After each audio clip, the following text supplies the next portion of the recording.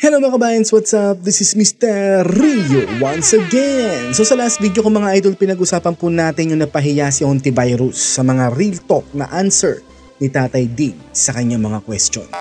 Akala kasi ni Hontivirus titiklop si Tatay Dig sa mga nonsense niyang question, no? Ayun, nakatikim tuloy siya ng mga real talk na sagot ni Tatay Diggs. Diba? So ngayon naman mga idol, pag-uusapan po muna natin ang mga real talk na banat ni Idol Senator Robin Padilla sa kanyang opening statements. Let's go mga idol. Maraming salamat po. A'udhu billahi minasyaitanir rajim. Bismillahirrahmanirrahim. Alhamdulillah rabbil alamin. Bismillahi wassalatu wassalamu Allah Rasulillahi. Assalamualaikum warahmatullahi wabarakatuh. Malaikum salam, habibi. Napa-Arabic tuloy ako kay Idol eh. Alam niyo naman siguro mga idol, no? Dati po akong OFW from Saudi Arabia dyan sa Damam. Kaya nakakaintindi po ng Arabic. Isa pong pagbati ng kapayapaan sa inyong lahat. Unang-una po sa amin pong tagapangulo, Senate Blue Ribbon Committee, Pinunong Minoria, Aquilino Coco Pimentel III. Magandang umaga po. At amin Tempor, Senator Jingoy Estrada, sa amin pong Majority Leader, Francis Tol Tolentino, Sir, at sa amin pong Deputy Minority Floor Leader, Senator Risa Hontiveros. Believe din talaga ako. Ang galang talaga ni Senator Robin Padilla, no? Magalang talaga siya kahit na alam niyang kalaban si Hontivirus, binati niya pa rin, no? Bilang respeto syempre. At syempre po, sa amin pong pinakamatigas na senador, Senator Bato de la Rosa. Sobrang tigas talaga niyan, idol. Bato eh. At sa amin pong malasakit King, Senator Go. Yeah, shout out kay Mr. Malasakit. At sa lahat po ng mga bisita. At syempre po sa Iron Man, ang hinahangaan po naming pinakamagaling na Pangulo ng Pilipinas. Totoo. Yan talaga ang pinakamagaling na naging presidente sa kasaysayan ng Pilipinas. Walang iba, si Iron Man. President Rodrigo Roa Duterte. PRRD, Digong, Mayor, isang magandang umaga po sa inyong lahat. Ako po ay nakikinig sa mga opening statements ng aking mga kasama. Sila po ay mga batikan na senador, mga abogado, mga kilala na po na nagbibigay ng point of view sa legal na usapin.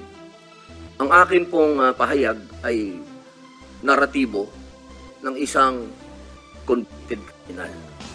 Ako po ay convicted. Ako po ay nakulong. In fairness kay Idol Senator Robin, hindi niya kinahihiya yung karanasan niya na yun. Ha? Ako po ay nabuhay kasama ang mga kriminal sa Bilibid. Yeps, totoo yan mga idol. And I'm sure lahat ng mga taga-subaybay ni Mr. Rio alam ang naging experience ni Idol Robin Padilla. At kilala ko po ang underworld. Siguro po, maaring sa ibang bagay, mas maraming nalalaman ang aking mga kasamang senador. Pero pag pinag-usapan po natin ang mga kriminal dito sa bayan natin, ako po ang magsasabi sa inyo. Totoo yan. Based on experience niya ang mga sasabihin niya dyan mga idol. Kaya mas legit, makatotohanan at realistic ang mga ikikwento niya ni Idol Senator Robin mga idol. Pakinggan po natin. Napakadami na pong lalo sa atin na walang puso. Totoo yan. Ang mga halang ang kaluluwa. Napag-usapan po natin ang mga biktima ng sinasabing war on drugs, pero hindi po natin napag-usapan ang mga biktima ng mga durugista. Yan ang napaka-real talk talaga mga idol. Walang may pakialam sa mga nabiktima ng mga durugista na yan. Totoo yan. Pero yung mga biktima kuno ng war on drugs na nanlaban daw di umano, karamihan sa mga yan ay mga pusher, user, and literal na drug lords. Pero putya yun ang kanilang iniimbestigahan no? Nakakatawa lang talaga itong mga to eh. Pero yung mga nabibiktima ng mga yan, wala lang. Tahimik lang ang buong kongreso ton. Wala silang pakialam. Alam nyo, huwag nyo sanang maranasang mabiktima ang mga mahal nyo sa buhay na mga durugista na to. para maintindihan nyo ang purpose ng war on drugs ni PRRD dito sa bayang to. Yun lang ang masasabi ko. Kung paano pinapay ang kanilang mga anak, pinapay ang kanilang mga asawa, pinapay ang Totoo yan. kanilang kapitbahay. Kung paano sinira ng droga ang mga buhay ng mga pamilya ng OFW. Real talk yan mga idol. Kung paano po sa loob mismo ng Bilibid, kung saan po ako nakakulong ng 3 taon at ginawa ko pang pelikula ito. Ang pangalan po ng pelikula, maaari niyo pong panoorin, Hari ng Selda. Uy, ayos ah. Ma-search nga yan mamaya sa YouTube. Meron na yan doon for sure. Kutya, meron palang ganyang pelikula si Idol. Dito po ay binunyag ko na sa loob mismo ng Bilibid ay nagluluto ng shabu. Only in the Philippines yata yan no? Or meron din siguro dun sa mga bansang narco state na talaga. Yung hindi na kinaya ng gobyerno nila ang drug problem sa bansa nila. Yun malamang, same yan. Baka nga may palengke na ng droga sa mga narco state na yan no? Yung tipo na binibili na lang nila na parang tiyangge na lang sa palengke. Ito guys, real talk to ah. Pucha, kung hindi po dumating si PRRD, ganyan na po sana tayo ngayon. Kaya salamat sa Diyos talaga dahil dumating noon si PRRD, dahil kung hindi, literal na narco state na po talaga tayo mga idol. Imagine ultimong presidente noon si Pinoy, 'di ba? Si Abnoy walang pakialam, 'di ba? 1998 po yun. Kung bibilangin po natin yung taon na yun, hanggang sa dumating ang Iron Man, ilang taon po yun? Ibig sabihin, pucha, ganun na po talaga kalala ang problem natin bago umupo si PRRD, no? Imagine si Abnoy, di ba? Ni isang beses din niya binanggit na may plano silang solusyonan ang drug problem sa kanyang mga State of the Nation address or SONA. As in, never talaga niyang binanggit mga idol. Literal na walang pakialam, no? Ganun po kahaba ang mga panahon na namayani at talagang naghahari ang mga drug pusher sa Bilibid. Again, real talk yan mga idol. Alam niyo po, mga mahal kong kababayan, wala po, totoo po. Ang kamatayan ng buhay ng isang tao ay yaan po ay bigay ng Diyos. Yaan po ay kayamanan, yaan po ay regalo sa atin ng Diyos. Pero, mga mahal kong kababayan, ang ating pong bayan ay nasa bingit ng napakalaking kapahamakan. Correct. Lalo pa ngayon, drug user di umano ang nakaupo sa Malacanang. Nako, delikado talaga yan mga idol. Kung hindi po tatitindig ang ating kapulisan, kung hindi po tatayo ang ating mga law enforcement, tayo po tatalunin ng mga sindikatong naghahari na nagluluto na ng mga droga kung saan-saan. True. Pucha, certified narco state na talaga sana tayo noon mga idol. Kung di lang talaga dumating si Tatay Diggs. Buti na lang talaga. Mga mahal kong kababayan, ang datos po ang magsasabi na nung sa panahon ni Pangulong Rodrigo Roa Duterte, masasabi ko na po na natakot ang mga kriminal. True. Pucha, simpleng salita lang ni PRRD ang nagpatiklop sa mga kriminal at drogista na yan. Tingnan nyo kung ano nangyari noon. Di ba ang daming sumuko? Pucha, si PRRD lang po ang nakagawa niyan sa lahat ng mga naging presidente sa kasaysayan ng ating bayan. Kaya para sa akin, the best talaga si PRRD. Walang makakapantay sa kanya kahit na sino. Kahit na yung tatay pa ni Bangag. Yo, real talk yun mga idol. Wala pong biro yun. Wala pong biro yun. Wala pa po siyang ginagawa. Doon lang sa commercial niya na last Christmas yun na to, natakot na ho ang napakaraming kriminal. Yeps, di ko makakalimutan yung commercial na yun. Putya, kabilang yun sa mga rason. Kaya ang dami talagang sumuko na drogista nun mga idol. Milyon ang sumuko nun. Imagine that. Natakot na ho ang napakaraming drogista, napakaraming pusher ang nag-surrender. Wala pong nangyayari. Tama. At karamihan naman sa mga sumuko na yon, buhay pa rin hanggang ngayon. Diba? Sa salita lang po yun. Tama. Kaya nga dapat sa Guinness Book World Record yan, si PRRD. Bilang isang presidente na may napasuko na millions of drug personalities in just first 100 days of his term as President of the Republic of the Philippines. Imagine that, mga idol. Putya, siya lang po nakagawa nun. Wala na pong iba. Mga mahal kong kababayan, kung sisisi nating lahat ang mga natay dito sa administrasyon ni Rodrigo Roa Duterte, abay nagkakamali po tayo. Correct. Yung mga baliw lang naman ang gumagawa niyan eh. Yung mga baliw lang na anti-Duterte, nag-Lord Protectors ang mga tutol dyan. Saka guys, aaminin ko, hindi perpekto ang war on drugs. Hindi perpekto yan, mga idol, dahil meron pa ring mga natay. 'Di ba? Ang mga naitala ng kapulisan ay nasa 1,000 lamang. Wala pang 10,000 o 5,000 yata yun, mga idol. Pero yung sa CHR, pati yung mga EJK, dinamay nila sa war on drugs data. Dahil ang sinasabi nila, hindi raw po nagsasabi ng totoo ang kapulisan sa datos talaga ng war on drugs na yan. Pero guys, ang nakakalungkot lang is hindi man lang nila nakita yung milyong-milyong katao na naligtas ng war on drugs na yan. Tama. 'Di ba? Millions of Filipinos are so grateful of that war on drugs. Nung kapanahon na yun, nasa 100 million po ata ang population natin. Approximately. Okay? Ilan po ang naligtas at naging masaya dahil pakiramdam nila safe sila dyan sa war on drugs na yan, mga idol. Di ba? Ang nakita lang nila yung negative side, pero yung positive, putya, kinalimutan po nilang lahat, mga idol. At yun po ang nakakalungkot talaga. Mga b***o lang, no? Alamin po natin kung ano ang drug underworld. Yan ang di maintindihan ng mga anti-war on drugs ni PRRD. Ako guys, alam na alam ko yan. Dahil sa kakapanood ko ng mga pelikula. Not in real life, mga idol ah. Wala po akong alam dyan. Dahil di po ako addict. Addict lang po ako sa pagkain. Kung ano ang mga syndicates. Ako na po ang nagsasabi sa inyo.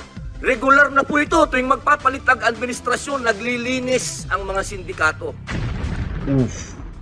So yun ang simpleng explanation kaya bago pa lang umupo noon si PRRD nung May until June ng 2016, wala pa siyang command pero ang dami na pong napapaslang na mga pusher kuno at mga durugista kuno. Dahil pala sa mga syndicate na naglilinis dahil papasok na si PRRD. Magkakaroon talaga ng maraming mamatay dahil naglilinis para pagpasok ng bagong administrasyon. Yung kanilang mga alagang, mga kanal, mga alagang, mga pusher, mga tapos na. So ito po pala ang best explanation kung anong nangyari ng mga oras na yun. Imagine di pa umuupo si PRRD nun, mga idol ha, kakapanalo niya lang nung May 2016, di ba? Pero nung mga oras na yun guys, kung maalala niyo yung mga balita, ang dami na pong napapaslang sa mga bypass operation ng PNP, PIDEA, mga ganun. At ang nakakapagtaka, wala pang command si PRRD nun ha, kasi ang nakaupo pa nun si Panot, di ba? So yun pala ang rason, mga idol. Sa usapin na ito, maging realistic po tayo, mga mahal kong kababayan. Kung kailan ba natin na ibalik sa mga kababayan natin ang kalsada. Correct. Sa panahon lang ni PRRD nangyari yan, mga idol. Real talk yun. Nung panahon na yun, nagiinuman sa tabi, nakahubad. Ang mga babae, hindi makapaglakad, hindi ka makapaglakad ng may cellphone ka, aagawin ng cellphone mo, loob ng bahay mo, papasukin ka. Tama. True. Kaya nga bumaliktad ng mundo ng mga durugista noong dumating talaga si PRRD. Dahil before PRRD, panay mga nabibiktima ng mga durugista ang mga napapaslang at nababalita, di ba? Pero nung si PRRD na, putya sila na ang nababalita na araw-araw napapaslang. Di ba? Yun po ang nakakalungkot na hindi na ipagpatuloy ng bangag admin na to. Itong sinungaling na presidente na to, sa totoo lang. sisi tayong lahat. Kasi nabudol tayo eh. Budol-budol man nga eh. Mga kababayan naman, huwag naman nating haluan ng politika ito. Correct. Wala eh. Masama ang loob ng mga drug protector dyan sa gobyerno eh. Kasi ubus daw yung mga tuta nila at mga buyer nila at mga investor nila. May mga bagay dito sa mundo na kailangan maging realidad tayo. Tama. Buong mundo, problema ang duga. Kung walang tatayo para lumaban dito, paano na ang kinabukasan ng mga anak natin? Correct. Paano na ang kinabukasan ng bayan natin? Kaya sana po ang hinihiling ko sa lahat dito sa pagdinig nito, iwasan ng politika. Nako, mukhang mababiolate ni Senator Risa yan. At tingnan po natin kung saan talaga tayo tutungo ang bayan natin. Nako, malamang sa narco state na po tayo patungo ngayon, idol. User daw po ang nasa Malacanang eh, di ba? Mga kababayan, lubog na po tayo sa utang, lubog pa tayo sa tubig, pati ba naman sa ganito, lubog pa rin tayo. Yun lamang po, maraming salamat po. So yan po ang napaka-real talk na opening statement ni Idol Senator Robin Padilla, mga idol. Pucha, real talk na bulag, pipi at bingi ang mga drug protector dyan sa ating gobyerno, mga idol. Kaya buti na lang talaga dumating si PRRD noong 2016. Kasi kung hindi, malamang narco state na po ang bayan natin. Pero ngayon parang ganun na rin. Kasi nga 'di ba allegedly user daw ang presidente natin, 'di ba? Hindi parang narco state na rin tayo. So ngayon naman, mga idol, pag-uusapan na po natin kung paano ko nasabi na mukhang pinapanawagan na ni PRRD na ang people power ay magkaroon na ng season 3. Let's go, mga idol. Before anything else, Senator, I'd like to thank the committee for inviting me. What? Ibig bang sabihin nun, palabas lang ng house na ini-invite nila si PRRD? Kasi dumalo siya ngayon sa hearing, no? Tama. Dahil merong invitation. Eh yung mga congressman sa Tuwadcom Committee, meron ba silang invitation? Parang wala, no? Kasi di siya dun dumalo, eh. Tama. Sa palagay niyo, mga idol. Para once and for all, malaman natin. So, I would like to request inyo na huwag ninyo akong ituring president or kaibigan. Treat me as a witness. Wow. Imagine that request, mga idol. Sa lahat ata ng mga public servants natin, siya lang ata ang makakapagsabi niyan, mga idol. Tama. The best ka talaga, Mr. President. And tignan natin kung lalabas yung totoo. So, with your permission, I'd like to start my mandate as President of the Republic was to protect the country and the Filipino people. Yan ang dahilan kaya mahal na mahal si PRRD ng napakaraming Pilipino, lalong-lalo na po ng mga law-abiding citizens. Do not question my policies because I offer no apologies, no excuses. I did what I had to do. And whether you believe it or not, I did it for my country. What a bold statement, no? Grabe, nakakilabot pa rin kapag naririnig siya nagsasalita ng ganyan, no? The best ka talaga, mahal na Pangulo. The war on illegal drugs is not about killing people. It is about protecting the innocent and the defenseless. Ngayon alam na ng mga anti-Duterte at anti-war on drugs yan, ha? Yan po ang ibig sabihin ng war on drugs ni PRRD. To protect the innocents and the defenseless. The war on drugs is about the eradication of illegal substances such as shabu, cocaine, heroin, marijuana, party drugs, and the like, as a menace which ruins people, families, communities, and relationships, and tears apart the social fabric which binds society together in peace, harmony, and brotherhood. Tama. Kaya nga buti na lang talaga naging presidente si PRRD. Dahil kung hindi, literal na narco state na po sana tayo ngayon mga idol. Tama. Real talk po yun. It is not unlike slogans which serve as calls for a better future, such as a war on waste, war on corruption, and war against climate change. I have always viewed people addicted to illegal drugs as victims and patients requiring medical help and not as criminals.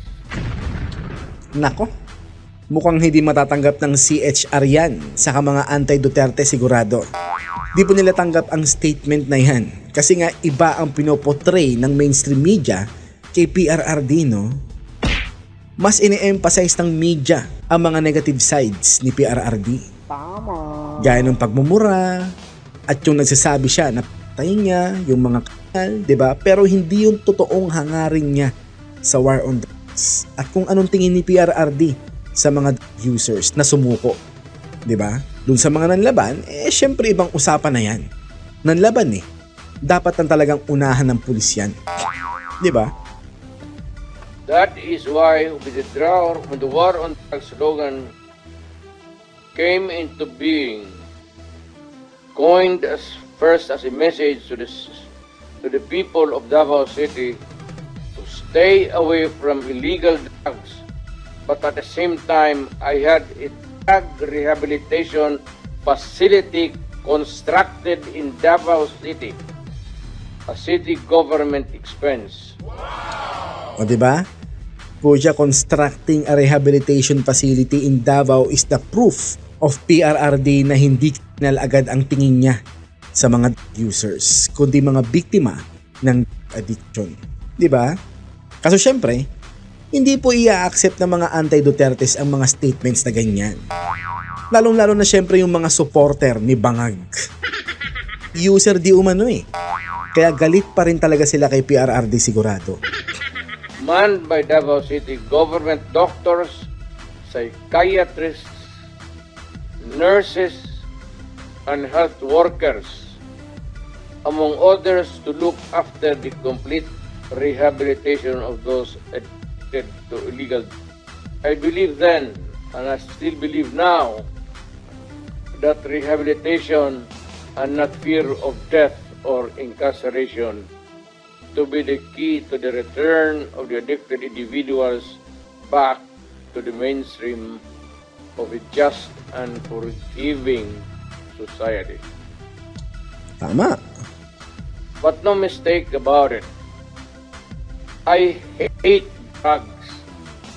I loathe the purveyors, the merchants, and the pushers of this demonizing element.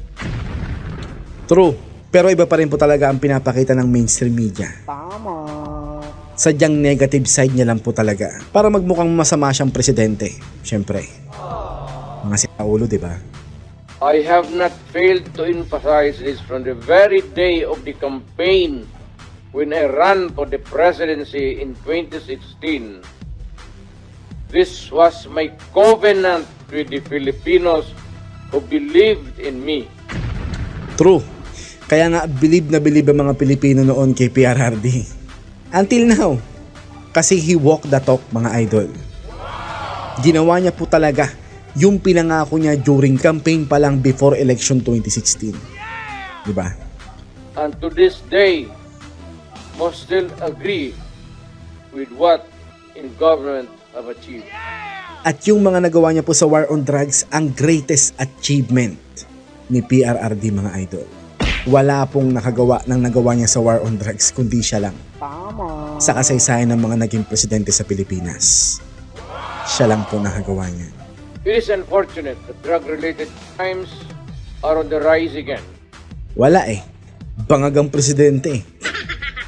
Every day you can read about children being raped, people getting killed and robbed. True. Yan na po kami ngayon sa bagong Pilipinas ni Bangag.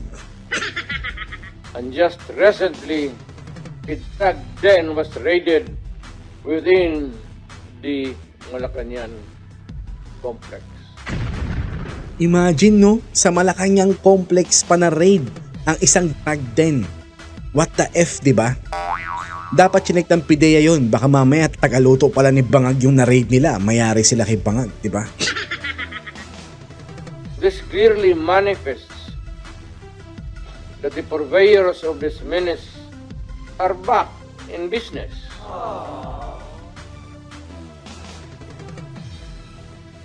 Ano? Gawin natin. Narinig yung sinabi ni PRRD mga idol? Anong gagawin natin? In fairness sa kanya, sinabi niya lang ang word na to, ngayong private citizen na siya. At wala na siyang kapangyarihang mamuno at ipagtanggol ang mga nabibiktima ng mga durugista. Samantalang si Bangag, sinabi niya ang mga salita na to nung mga oras na binabayo ni Bagyong Christine ang mga bayang sinalanta nito. Di ba? Nung panahon ni PRRD sa War on Drugs, never nating maririnig ang hopelessness na to kasi si PRRD ay strong leader. Samantalang si Bangag, porque di lang siya prepared sa lakas ng Bagyong Christine, narinig na natin sa kanya ang word of hopelessness na to because he is a weak leader. Diba? Kaya nga guys, wish ko lang, sana si PRRD na lang ang presidente natin magpakailanman. Sigurado mas marami pa ang nakaligtas sa mga kalamidad na nagdaan. No? The Filipinos are anxious and distressed. Self-preservation is still the first law of nature. It is instinct. It is recognized in our laws as self-defense. That is why I have always told the police authorities and operatives to be mindful of this basic law of nature. However, I tell them not to abuse their authority and power, and hindi ko talaga pinayagan yung abuso ng pulis o sundalo kailanman. Oh, malinaw yan ha.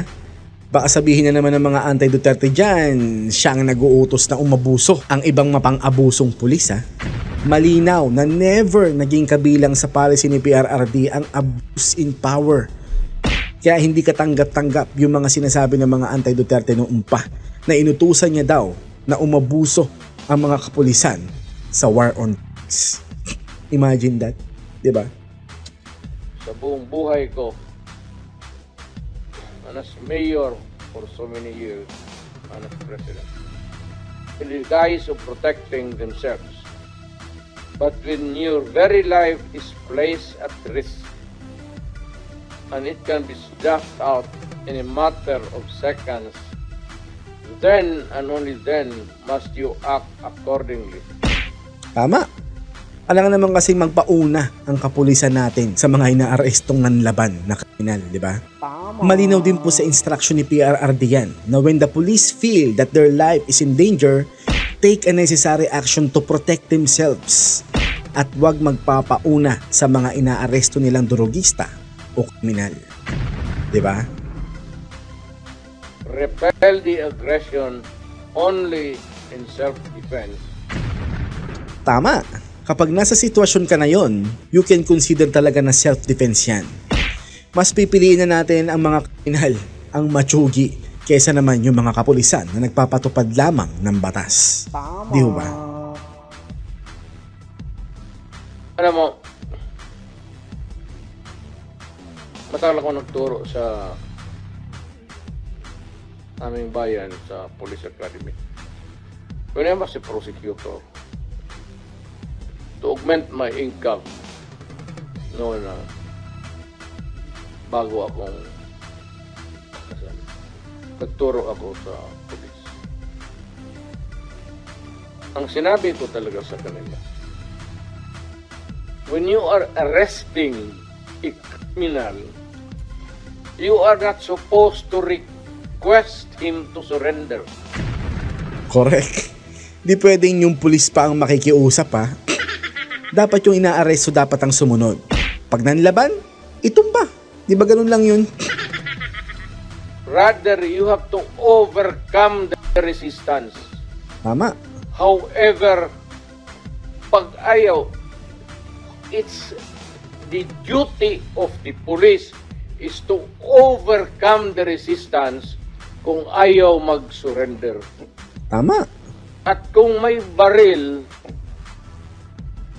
at kung tingin mo, sabi ko sa mga police doon sa academy, mamatay ka, barilin mo. Barilin mo sa ulo.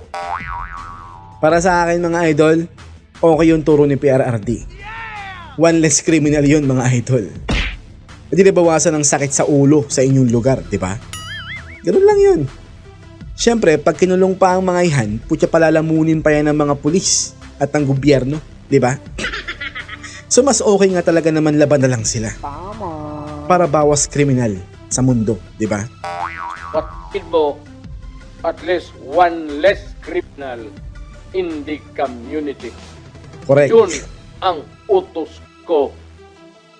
When I was a fiscal and I was a professor doon sa Police Academy. Tama lang yun mga idol. Kaya nga kung ayaw nyong malagay sa alanganin ng mga buhay nyo, iwasan nyo ang droga at makihalubilo sa mga nagdudroga. Diba? Ganun lang yun. Kasi malalagay talaga sila sa alanganin yan pag nadamay sila. Yun ang turo ko sa kanila. No quarters given, no quarters asked. Criminal ito. Malamang kabilang to sa mga dahilan kaya marami ang nagpapakatinong mga tao sa Davao. Kaya maayos ang Davao City, no? Dahil sa kamay na bakal talaga ni Mayor Duterte noon na pinapagpatuloy ng mga anak niya ngayon. Diba? Good job, Duterte family. Repel the aggression only in self-defense. Do not make orphans of your children and widows of your wife. I don't want that in my conscience as mayor and Oo, syempre mas gusto palagi ni Mayor noon na safe palagi ang lahat ng mga constituents niya. president. Correct. Hindi ko mabigat yan sa konsensya ko. I have warned. But before that, my job as president was never easy. And it was not meant to be. I have tried to do the best I can to address the problem of illegal drugs firmly and without compromise. At yan po ang reason kaya nanalo siya at sinuportahan talaga siya ng mga Pilipinos. For all of its successes and shortcomings, I alone take full legal responsibility. At siya lang ang narinigan ko ng mga ganyang statement sa lahat ng mga public official natin mga idol. And that makes him different from other public officials in the government. Lalo na sa mga politiko. Sa lahat na nagawa ng mga pulis, pursuant to my order, ako ang managot. At ako ang makulong. Huwag yung pulis na sumunod sa order ko. Kawawa naman, nagtatrabaho lang. Grabe. Damang-dama talaga nating lahat ang pagmamahal niya sa kapulisan at AFP, no? Dahilan kaya hanggang ngayon ay nananatiling tapat pa rin talaga sa kanya ang PNP and AFP, mga idol. Yun ang gusto kong sabihin sa Pilipino at mabutit niyaya ninyo ako dito. Once and for all, yan ang gusto kong sabihin sa tao. And I know that many Filipinos will agree sa mga sinabing ito ni PRRD. Ang mga taong ayaw lang naman sa war on drugs noon ay ang mga dilawans, kasama na ngayon ng mga ulista dahil supporter ni Bangag, syempre pati yung mga drug lords, pushers, and mga drogista. Yung mga collateral damage na tinatawag nila ngayong mga victims ng war on drugs na yon ay 50-50 pa ang possibilities nun kung totoong involved sila sa droga o hindi. Bakit? Syempre kasi alam nyo ng panahon ng war on drugs at tokhang, hindi sila manahimik sa mga bahay nila, no? Those collateral damage are only in the wrong place at the wrong time. Paano ko nasabi ang conclusion na yon? Syempre, mas marami naman ang buhay ngayon eh. Di ba? Especially yung mga wala talagang kinalaman sa droga katulad ko, katulad ng family ko. Wala sa aming involved sa mga ganyan whatsoever. So anong nangyari? Ayun, hindi kami nadamay. At ayun, awa ng Diyos, buhay kaming lahat. Dahil kabilang kami sa mga law-abiding citizens. And I'm sure, kasama dyan ang mga taga-subaybay ni Mr. Rio. Diba mga idol? I have warned all of you as your president, then, and as a private citizen now. Drugs will destroy the Filipino. It will destroy my country. And I will never allow it. Paski ako empleyado sa gobyerno o private citizen. Wow! Ano kaya ang gustong sabihin sa atin ni PRRD, no? Na kahit na private citizen na siya, he will not allow na wasakin ng droga ang bayan natin. No? Mukha siyang simpleng statement pero may napakalawak na meaning, no? Ano kayang hidden message sa kataganya na yun? No? Nahanda pa rin siyang mamuno? Kung kikilos ang taong bayan para mabawi natin ang gobyerno ngayon sa kamay ng bangag na admin ngayon? Ano sa palagay niyo mga idol? I will do what is necessary to protect my country, my community, at yung mga anak natin. This is a matter of principle. At papagkamatayan ko yan. Maraming salamat sa iyo, PRRD. Ano sa palagay niyo ang hidden message sa statement ni PRRD sa bandang huli? Kasi hindi niya masasabi ang statement na yan kung wala siyang gustong sabihin sa atin, no? Tama. Mukhang nananawagan na si PRRD na magkaroon na ng Season 3 ang People Power. Sakaling ganun mga idol, sasama ba kayo? Kasi ako, oo. Hindi pa nga nagsisimula yun, kasama nyo na ako eh. What more pag nangyari yun? Diba?